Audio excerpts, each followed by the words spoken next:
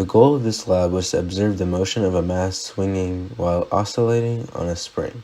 We also wanted to use observations to create a model that follows this motion and measures the energy changes as well.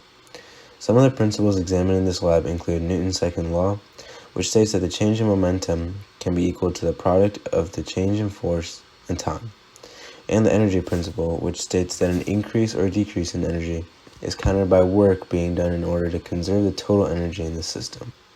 In this experiment, the total change in energy is equal to the kinetic energy plus the change in gravitational potential energy plus the change in spring potential energy.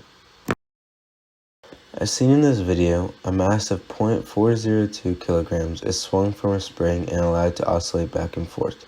The initial position of the mass and its initial velocity is shown here on the slide. The time it takes for one oscillation has been calculated as 1.652 seconds, and this value is equal to 2 pi times the square root of mass divided by the spring constant. This equation can be rearranged to the spring constant being equal to 4 pi squared times the mass divided by the time of the oscillation squared. By doing this, the spring constant was calculated to be 6.67 newtons. We also wanted to calculate the relaxed length of the spring, and this was done by setting the gravitational force equal to the spring force. As seen in the calculations here, the mass times the gravitational constant was set equal to the spring constant, which is mg equals k times the length of the spring minus the relaxed length of the spring. By rearranging this equation, the relaxed length of the spring was equal to the compressed or extended length of the spring minus mg over k.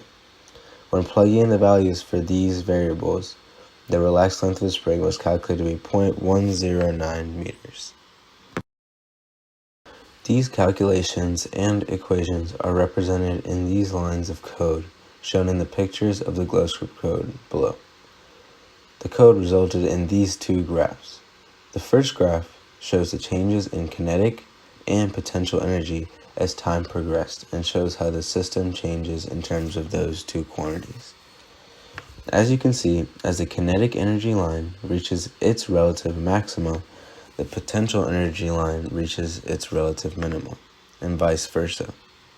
The blue line shows the total energy, which stays around zero but hovers back and forth, showing its oscillative properties as well. This is due to the counteractive properties of the kinetic and potential energies that are being displayed by both of these graphs. Like I explained about the same graph in the previous slide, the energy principle is still being conserved throughout this experiment. Because of an increase in the kinetic energy that is caused by an equal amount of positive work done on the system by the resultant force acting on the system. Conversely, a decrease in the kinetic energy is caused by an equal amount of negative work being done by the resultant force. This experiment also shows that the period of oscillation can be calculated using the x and y component of the mass's motion.